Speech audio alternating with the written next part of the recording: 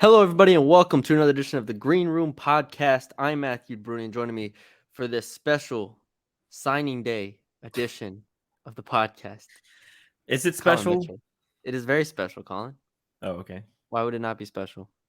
It's the first signing day of the new regime at North Texas. Eric New Morris. regime. Eric Morris. Let's. This is how you set the stage. Eric Morris put together a Power Rangers esque staff of Texas high school football coaches and personnel people, and they just got straight to work. They did. They just got straight to work. A lot to talk about. We'll talk about a lot of this. Obviously, we don't not to preface anything, but we're not where we were 3 years ago, where we are covering the recruiting scene at North Texas on a day in day out basis. That's not our job. Okay. However, we have not only kept up with it, Reed Smith and JD, all those people, they do great jobs following the recruiting trail. So check them out. But I think there's a lot of really interesting conversations to be had about the staff, the class, where it puts North Texas going into the American, so on and so forth here. And I think the first place I want to start, if you'll let me start this off here, Of course, Bruni. is even though the class ranks, and I'm using on 3 for everything yet. Oh, Maya's already squeaking her toy. Maya, come here. Jesus. Not now. We take this away for now. Years of training, still no discipline. She came to me and she dropped the toy, didn't she? She just wants to play. Unacceptable. Regardless, even though, and we're using on 3 as we're using another toy. That's the last one. Is that the last one? Those are her two favorites. Yeah, I see her in the corner. Yeah, but she has one that doesn't squeak now. Okay. Yeah. Take some control of your household. All right. Sorry As for we're saying, interrupting your opening monologue. It's okay. Even though this is a class that ranks 13th, and we're using the on 3 consensus rankings for these, ranks last in the American. I believe it's last 13th. Yep. Last in the American. Okay. 13 commits. If you look at this class, I think where I want to start is they got some dudes. Like, just flat out some dudes. And you can go name by name, player by player. And there is some discrepancy when you get down to Rivals, ESPN, and so forth. No disrespect to them. They do really good work as well. I'm going to focus on 3 and 24/7. Okay. That's the ones I'm familiar with. Those are the ones I trust first and foremost. Javen Anderson, linebacker out of North Shore. Let's just list these off. 88 from on 3, 86 from 24/7. That is a high-level player for North Texas. That is a high-level player for North Texas, all right? So we're talking about 87 on the consensus there. Okay, we'll skip over Marcus Moore. He's a junior college transfer. Still 88 from the on 3, 84 from 24/7. Really good pickup there on the defensive line.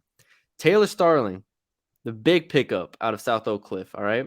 87 from on 3, 88 from 24/7.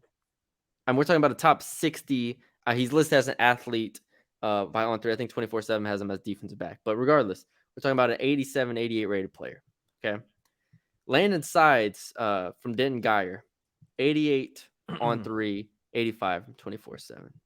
Keith Smith, another South Oak Cliff player, 83 from on 3, 86 from 24/7. Like, go down the list. Isaac Son out of Aledo. Again, we're talking big schools here, right? This is what we talked about when they put the staff together. They got high school coaches from the state that know where to get. I've already mentioned North Shore guy, South Oak Cliff players, and Aledo, and Denton Geyer. That's 4 of the biggest high schools in the state. Isaac Stone, 85 from on 3, 83 from 24/7. Colin Lewis, 84 from on 3, out of Gladewater. So yeah, I mean that's just the list. You go down. Dietrich Moore, 84 from 24/7, not rated by on 3, out of Broken Arrow. That Broken Arrow, Oklahoma, which puts out a lot of good players as well. And then Jabari Kukindle, if I mispronounced that, but 84 on 3, 83 on 24/7 as a running back out of West Side. I mean, as far as top end classes go, Littrell's staff did not have many that were better than that. Like Well, there was the Caleb Johnson class. I think that was like 2020 or 2019, whatever it was. yeah. There were some that were very, very high, but like if we're just taking the top 5, that's about as good as Littrell did, and that's with a staff that he threw together that had 2 months to recruit. Yep. Like I can't ask for anything more. Here's the thing that impresses me the most. On3 has a nice little tool where it tells you the average distance where all these recruits are from. 132 miles is the average Yeah. distance. Mhm. Littrell, the last, we'll go last 4 years. Last year, 225 was the average year. 2021, the average distance was 216. And then you go to 2020, which is the year you were talking about, was the good year. And that was 402 miles. So we already have that. Can you stop my? We already have that. She found another toy? She did. She dug in her toy box. They already have a. We already see the that one issue that we had where they weren't recruiting local that much. So, like you said, all big schools in Texas, top schools in Texas, and we're seeing that instantly within those 2 months. So we instantly already know, okay, this isn't going to be an issue for them going forward. Yeah. Shout out Mike Craven from Dave Campbell's put together a nice story on the class and what North Texas was able to do in a short time span. I mean, he goes through the coaches that they hired. Obviously, Chris Gilbert from Lancaster, and then was at Texas as the director of high school relations. There's just a bunch of coaches here that have experience as coaches at the high school ranks, and obviously, like Littrell staff had that in pieces, but you bring in Luke Wallerius from the University of Kentucky. Littrell was never a Texas body per se until he got here. Oklahoma to becoming the offensive coordinators at Indiana, North Carolina, go down the list. This is a staff that feels very Texas, and it's starting to, it showed in this first class. You mentioned the average distance. I mentioned the schools. Uh, if and another thing is this, like I said, this was kind of a thrown together type of class, right? Not only because it was so quick of a turnaround from when you're hired to when you have to sign these players, but it's a quick turnaround or it's an disadvantageous situation, if that's the right phrase, Sure.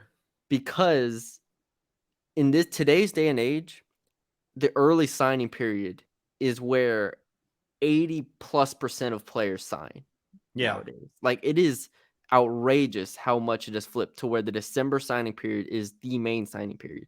So they had a late start.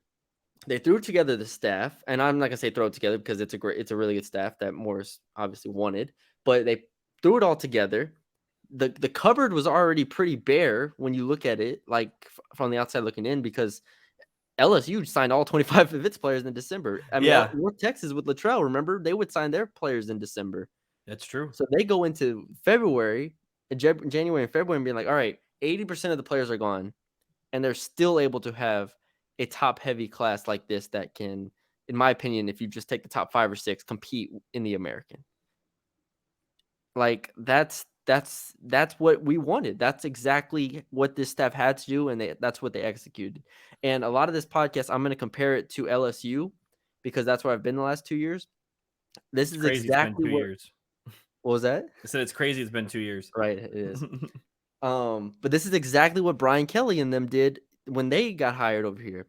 They signed 15 high school players. North Texas signed 13, and it was a very top heavy class where LSU signed, Harold Perkins, Will Campbell, like high, relative to North Texas standards, like it was the same thing. And so that's where I'm at. Like this, I've seen this done before at LSU, Yeah. and this is exactly how it should go. Here's an interesting thing too. Shout out Zach Babb of I forgot, is it what do they call the radio station? KNTU still? I believe so. We'll call it I'll KNTU. get it. Anyways, he had a good stat. North Texas picked up 4 Power 5 transfers in 2022, 2023. And in the previous 4 years combined since the transfer portal became a thing, the Mean Green had only had 11 Power 5 transfers. So you get 4 this year, and they've had 11 total in the last 4 years. And then adding to that, North Texas has signed 24 FBS transfers in the last 5 years of the transfer portal. 8 of them are part of Eric Moore's first recruiting class. Yeah. So that's also another impressive thing to me is that you're getting the the high school recruits in Texas. We already talked about the distance. We already talked about the high rated at the end of the recruiting window. But you also are getting good transfers as well. Yeah. Let's start talking about the transfers now, because I think we've spent a good amount of time, and some of these players will be rated by more outlets as we continue. I think a guy like Evan Jackson out of Houston North Shore, another powerhouse program. I mean, even like Desmond Magia out of McKinney. Like McKinney's a high level program. Like you go down Shadow Creek, Brian Nelson, cornerback, high level program. So that's just something that we didn't really see a ton of. I can't tell you, like, seriously, if you put those 10 programs that I named, or the 8 programs, however many programs I just named, I can't remember how many programs North Texas had over the past 5 years, 5 classes that could compare to that. Like, I don't remember a single. Maybe I'm forgetting someone. Quillan Farrar last year was high level. I think he was out South Oak Cliff, but like for the most part, it was not high level Right. program. And so Right. it's an interesting turn that we'll see how it goes. But moving to the transfers now, you mentioned it. High level transfers out of high major programs. Chandler Rogers, obviously an exception to that out of ULM. We've done a podcast on him. We're very high on him. We think he'd be very good. Trey Cleveland out of Texas Tech had 22 receptions at Texas Tech last year, 6'3" out of Arlington. So again, you're bringing players back home. I won't go down the list, but Texas Tech, Georgia Tech, Arkansas State, Baylor, ULM as the transfers. I don't think I'm missing anybody. I have 6 transfers. Yes. I believe that's what it is. So, and Noah Rauschenberg is out of Baylor as a kicker. So, take that for what it's worth. But still, you're talking about 3 offensive linemen, a receiver, and a quarterback, all of which I believe played at their last stops, and all of whom could be competing for starting jobs immediately. So that's the other thing. If I compare it to LSU and Brian Kelly's first year, Brian Kelly, like I said, didn't bring in a ton of commits out of high school, but out of the transfer portal brought in Jaden Daniels at quarterback, a bunch of defensive players. And that's what's going to kind of decide the success of this class, in my opinion, is how these transfers kind of work out. Because it's all great having the freshmen here, but for year one specifically, the transfers will decide the upside of this team. And obviously you have quality returners, Oscar Attaway, go down the list of play offensive linemen, they'll be fine at, but still the transfers are kind of set the ceiling for this team, and especially with the Chandler Morris, Trey Cleveland, and the 3 offensive linemen that they got. So that's another way where I compare it to what LSU did, is that LSU was able to get Jaden Daniels. They got a whole secondary, that all played very well together. That went right, and if that didn't go right, LSU would not have been good last year. North Texas, if those transfers work out, I think they'll be in a good spot. What's interesting, and you can probably answer this more than me, is so North Texas has an average rating of 82.19, which is last apparently, but like above them, like Navy has an average rating of 80. Is that just because they have more recruits? Where are you looking at? I'm looking at the conference ratings. Let's pull it up. Because it's like if you go by rating alone, North Texas is 10th, but I don't know how they rank the average score. rating. Yes, average rating is just the rating of the players. Gotcha. And then the score is because Navy has 28 commits. Their score is higher. It's obviously not much higher because they only didn't get a bunch of quality guys. It's a for those who don't know, it's the same way at 24/7, where it is a weighted. I don't remember what the word is. I didn't take I took 1 semester of stats in college and junior college. It was not a very educational. like weighted average. Let's just say no. It's not that, but it is a type of. Well, I think it's pretty obvious. I can explain it. It's basically the higher rated players matter more. So there you go. So like if you get a 4-star player, he is weighted more than 3-star and 2-star players, and so on and so forth. But obviously, if you get enough 2-star players, then it will matter. So that's kind of where Navy's ahead of them. That's where Tulsa's ahead of them. And don't forget North Texas, like I said, they have 13 commits, but only 8 of them have ratings right now, I believe. So yeah, I think that's where I saw Gabe Brooks kind of tweet about it, and I texted him about it. Everybody's doing their best to get these mid-major guys rated, these G5 guys rated. That's the hardest part for them because for so long, 24/7 on three, all these places have been focused on the top, all their 4 stars and 5 stars and high 3-star guys that everybody kind of knows. Yeah. That now North Texas picks up some guys late in the process. It's like, okay, now we have to actually do some homework on them and figure it out. So that's going to be a whole process. We'll see. I don't think they end up last because if there's 5 players unrated, let's just say 4 of them are 3 stars. Like that in itself is going to bump them ahead of like Navy and Tulsa and probably Charlotte. So they'll probably end up like 10th. Gotcha. Okay. Yeah, that makes sense. That's what I was asking. Yeah, so they'll probably end up around 10th. The average rating, like you said, is very solid, 82.19. I think I was looking at it, and isn't that around where they've ended up the past couple years? I didn't look. Let me Here, see. I'll find it. I'll find it. If I even know where it is on here. Last year they were 81. The year I'll look at it another before time. they See, but the class were. score is not the same as the average rating. Do you see an average Oh, you rating? want the average rating? Yeah, I Yeah, want to see average the average rating. rating. Last year was 81, and then the year Oh, before that it was 81.6, and then 2020 it was 81.6. So it hasn't been 82 yet, according to the average rating on here. okay.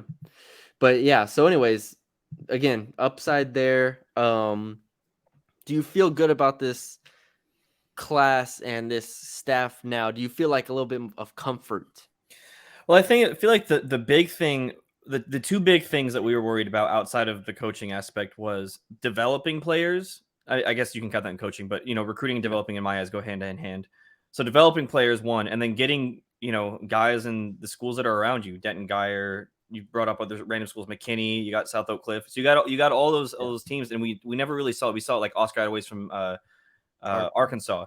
Yeah. So that's just an example, right? So it's really refreshing to see you instantly get guys that are highly rated. You have one of the best classes that even in Seth Littrell's time this year, and you had to do it all last minute. So in my eyes, you can only go up from here. And then not only that, I think the AAC also helps recruiting in the future, just because obviously you're not recruiting for Conference USA. So I mean, we see that right now with UTSA. They're top of the AAC right now in terms of recruiting rating. So and their average rating is 85 and their score is 86 if you round up 0.5 points. So I mean that's that's what you're looking for next year, right? Like that's the potential, right? I mean, they're beating out Memphis, SMU, Tulane, and we talked about those are 3 teams last year. I mean, North Texas obviously lost to Memphis and SMU, but those are 3 teams automatically that you're like, okay, they were good last year, and you're getting the same caliber guys or expecting to get the same caliber guys moving forward. So I'm really excited about this class. It's not like they're quote unquote last with guys that aren't good. It's just because they don't have as many. So yeah. Yeah, definitely for everybody who would say like, well, they're last, they're not last. They're not.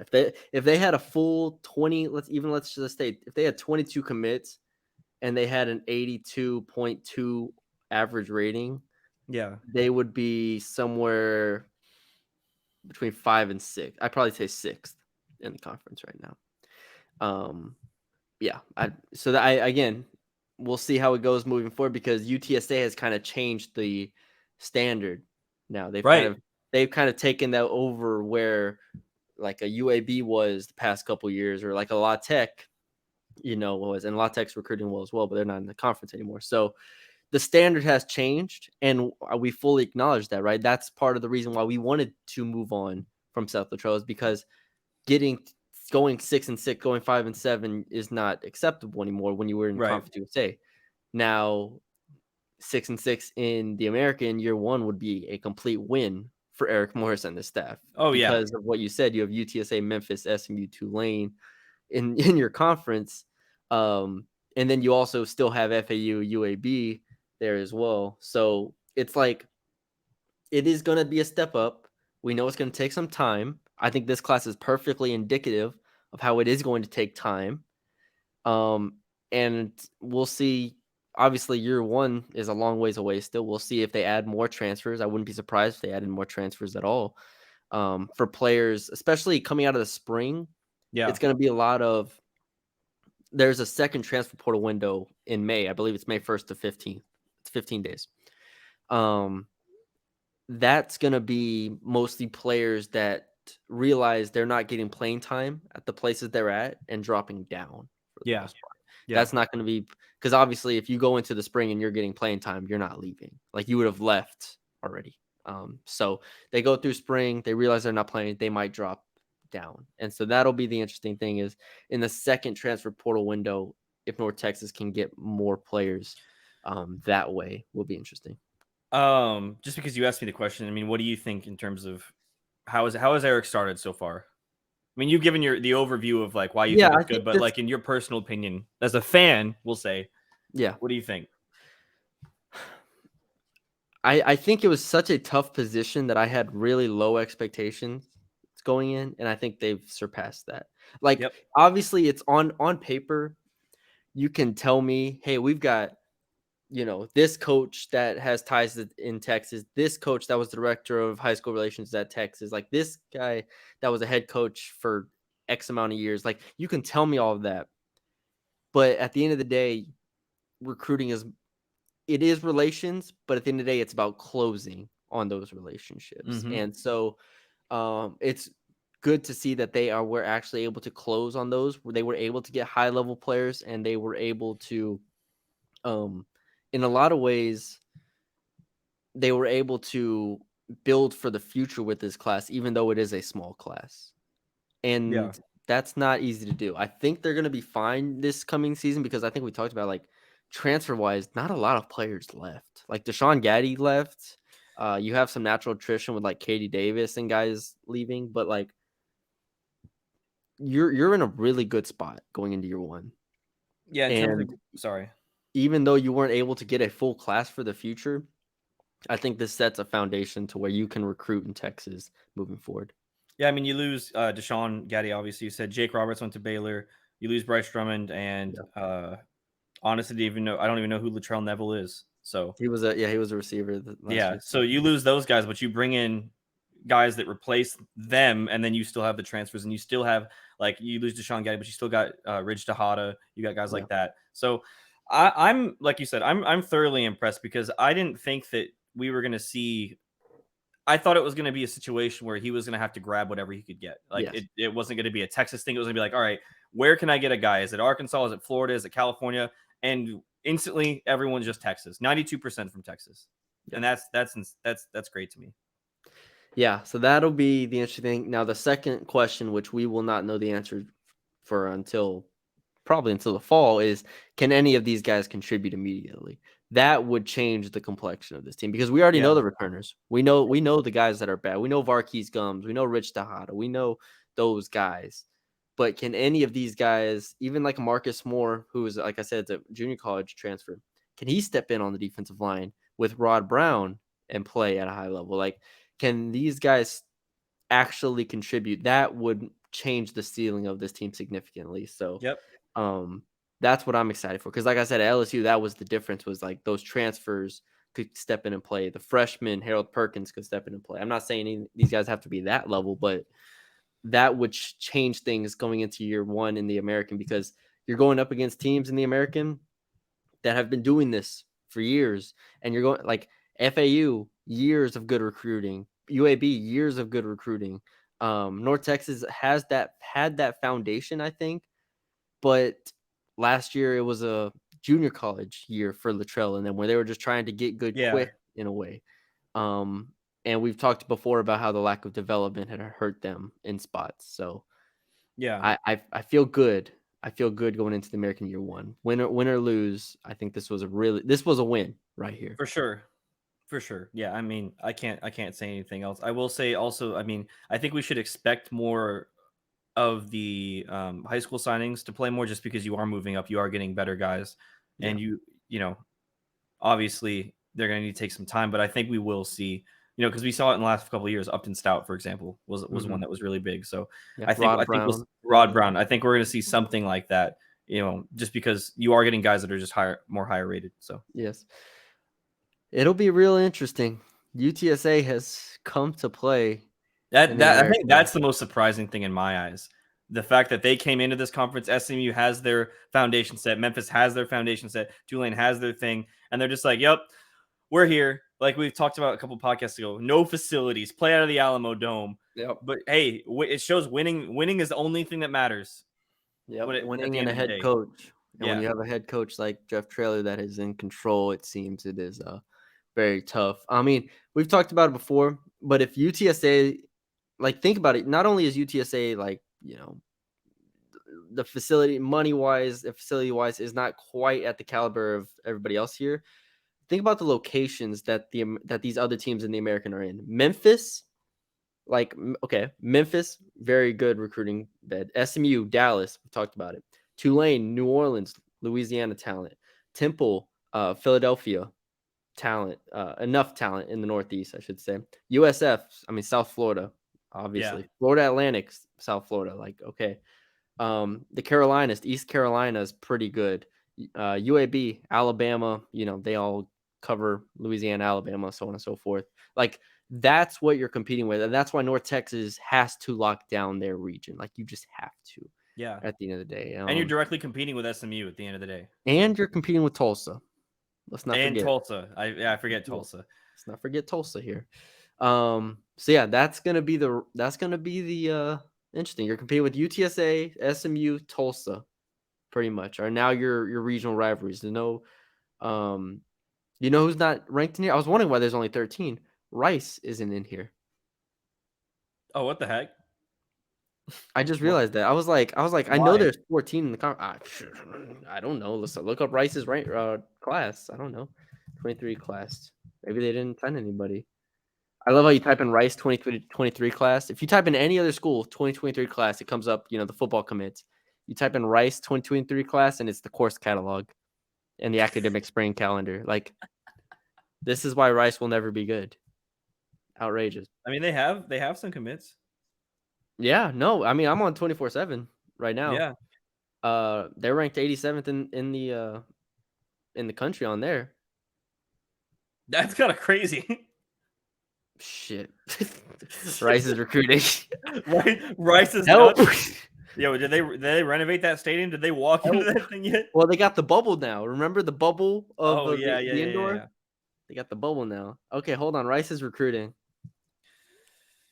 I'm That's scared. kind of crazy. Yeah, you name off the top ones. You got I don't know how to set to where they're not transfers. I don't know if it shows transfers, but you got 85, 85, 85, 85 just Yeah. off rip, just straight down.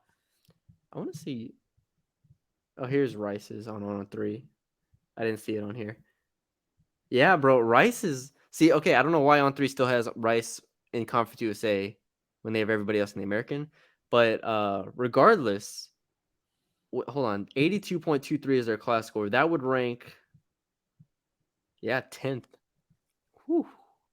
Let's see. Hold on. Rice might be recruiting here. 90th in the country. Like, this is, and the last point I think I made because I don't want to ramble, but like, North Texas was getting like first in the Conference USA, or second in Conference USA, and they were getting like 80th in the country. Remember, like 75th or 80th in the country. And we Yeah, were like, damn, that's really, really good. I just said Rice is 90th in the country and would have finished 10th. yeah. 10th. I mean, well, they are finishing 10th. Just On3 hasn't moved them over yet for some reason. I'll call my people. I'll see what we can do about that. Get Rice over there. But like, let's go to. I mean, hell, I know UTSA is the highest rated G5 team in the country, so they're 53rd. like SMU. Let's see, where did SMU finish? Gotta be like 69th.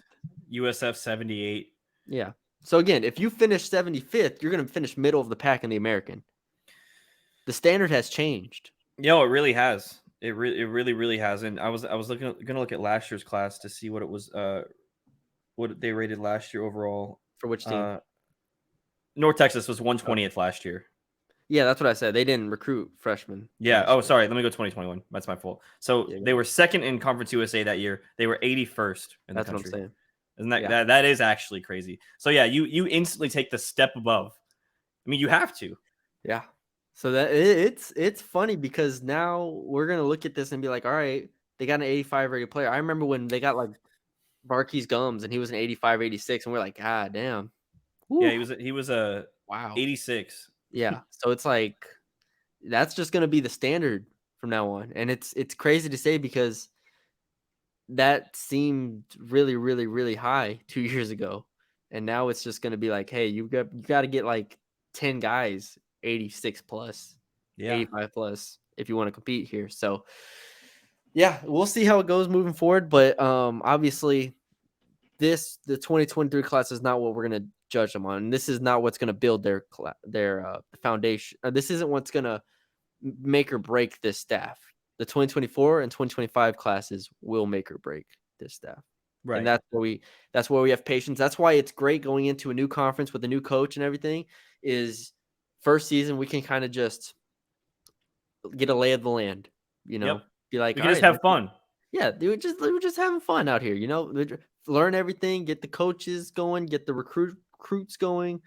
You get the lay of the land, you realize how good you need to recruit, and you kind of go from there. So next year, if they're outside of the top 10 in the conference again, then we have concerns. Then we say, all right, this is not good enough. But next year, I think they will probably finish, I don't know, somewhere in the 5-6 range. Yeah. And that would be really, really good. I So agree. we'll see. That's my expectations. All right. There you have it. 30 minutes on signing day. I think we got everything done that I wanted to. Yeah. This was good. Fun conversation. We're back for the first time in what, 9-10 days? Something like that. Rice lost. Yeah, 10 days. We missed 3 basketball games. I know that much. I told people on Twitter, I said, we'll be back after they beat Rice on Yeah, Saturday. they were like, why don't you guys have a podcast after a win? Well, I need to see wins, more Because wins. because the UTSA game does not count as a win. I'm sorry. It's true. That's not a win. You want us to get on a podcast after that? Yep, UTSA. They didn't even play good. Beat UTSA by 4 and drop 10 spots in Ken Palm. You want us to talk about that? No. Yeah, we would have got on here and not been positive, and they would have we been would like, have been way worse. It would have been way worse because it's UTSA. We would have been like, this is the worst showing I've ever seen in my life. So, anyways, beat Rice, and it's on the road, so it's a little tougher. Beat Rice on Saturday, and then we'll come back. We'll talk. I like right? it. Take care of business. So yeah, we'll be back with a podcast this weekend. We hope y'all enjoyed this one. Got it out to y'all. We're recording at 11:30 p.m. because that's like Colin's 11:30 a.m. basically. I worked at 2 to 10 p.m. Okay, That's how he operates. He just leave stays up me till 5 a.m. alone. nowadays. All Leave right. me alone. Well, Colin, you can give Maya back her toys. Thank you all for watching and listening. You can follow us on YouTube, Spotify, Apple, all that good stuff. Leave us a 5-star rating and review if you're listening on the audio side. Subscribe to the channel. Send it to a friend. Let us know what you think. Tweet at us. Our Twitters are right here, Matthew Brune _ and CJH Mitchell. Let us know what you think of the podcast, and we will talk to y'all this weekend.